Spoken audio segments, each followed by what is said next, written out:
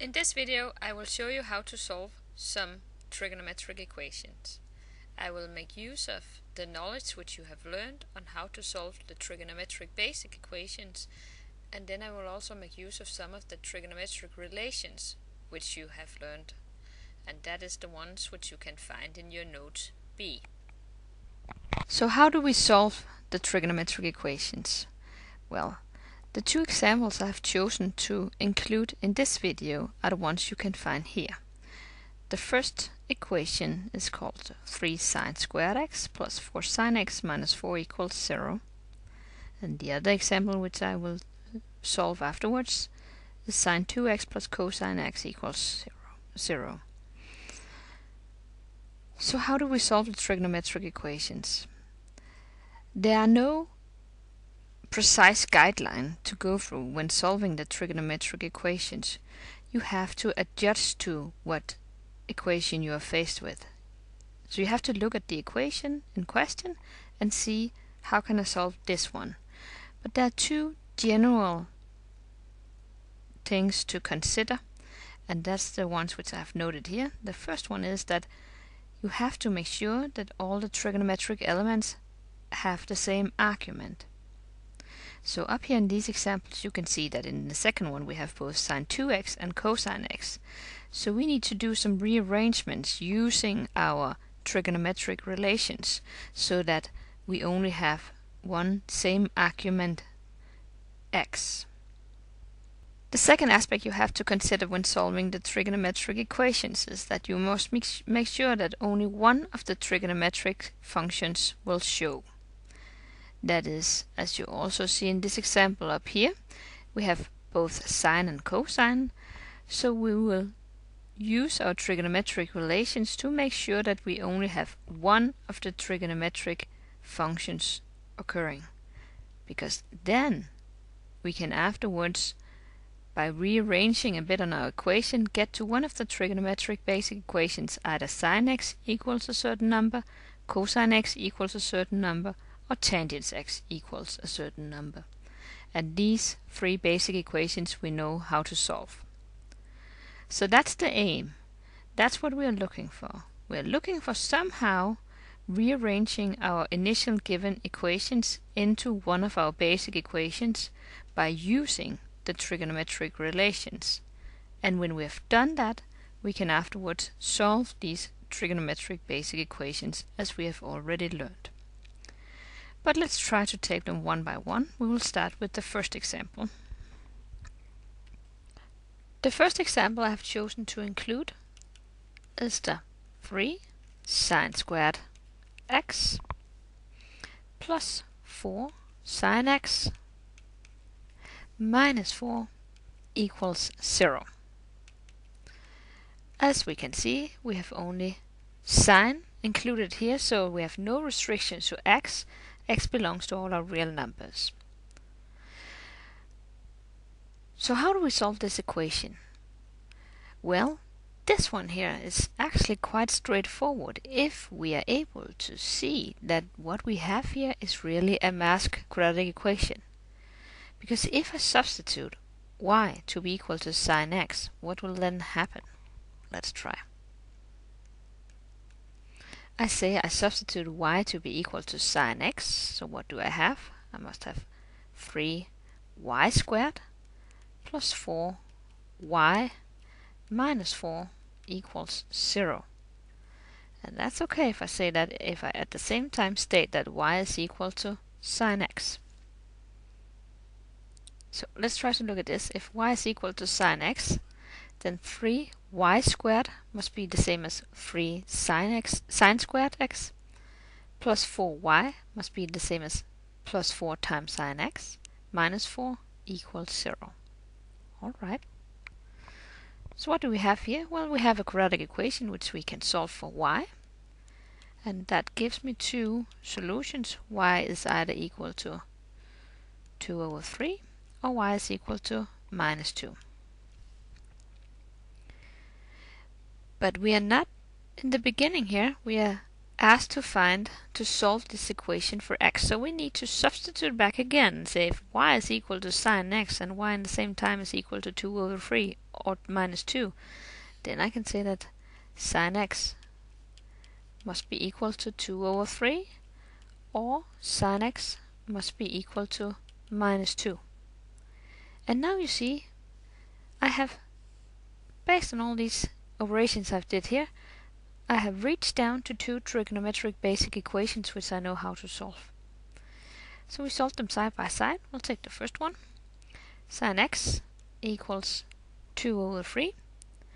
So x must be equal to inverse sine 2 over 3, that is 0.73 approximately, plus p times 2 pi, or the second potential solution will be x equals to pi minus 0.73, which is 2.41 plus p times 2 pi. So that's the two potential solutions I have from here. So let's look into the other potential solution to our equation sine x equals minus 2. Does that give me any solutions? No, it doesn't. Because recall from when we talked about sine x equals a, the trigonometric basic equation sine x equals a, that leads to a restriction to a being in between minus 1 and 1. Otherwise we will not have any solutions to our equation. So sine x equals minus 2 will not give me any solutions to x.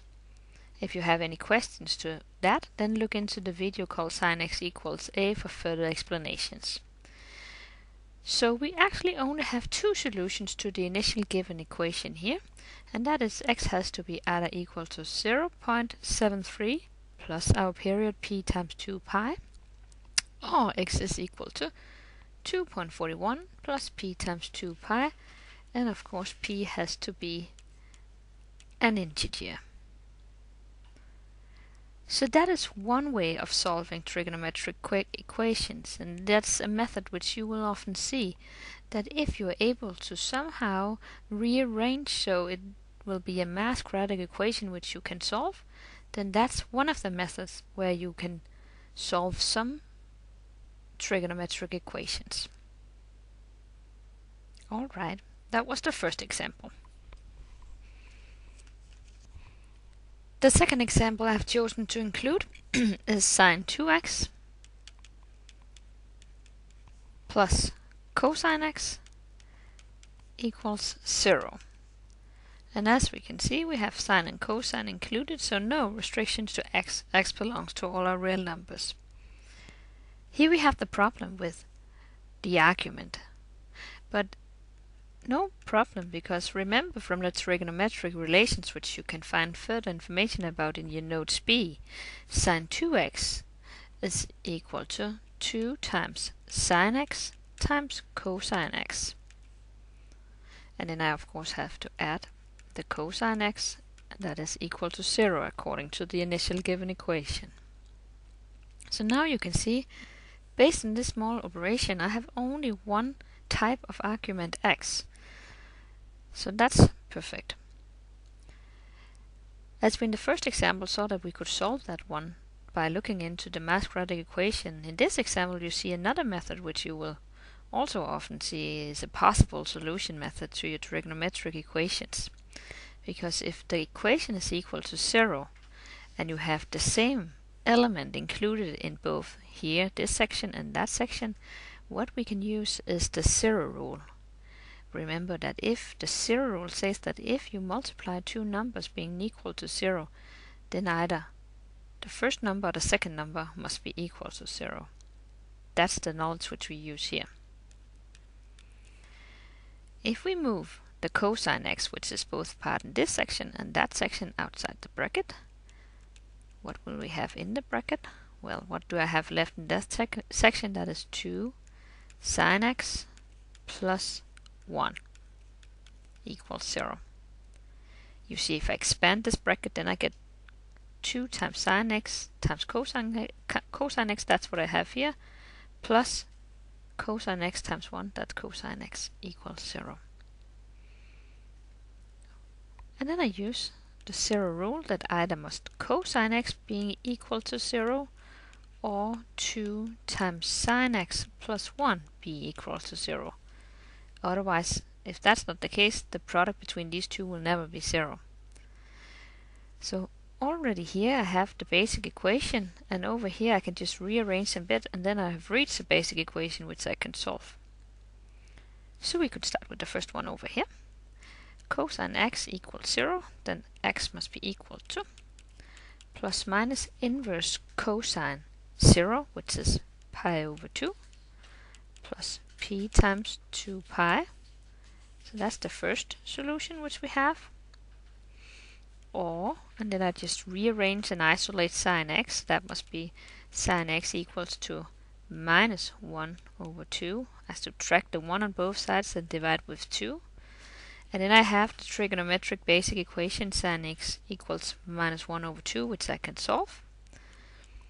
So x must be equal to inverse sine minus 1 over 2, which is minus pi over 6 plus p times 2 pi, or x equals pi minus pi over 6, which is 7 pi over 6 plus p times 2 pi, and for both solutions p of course has to be an integer.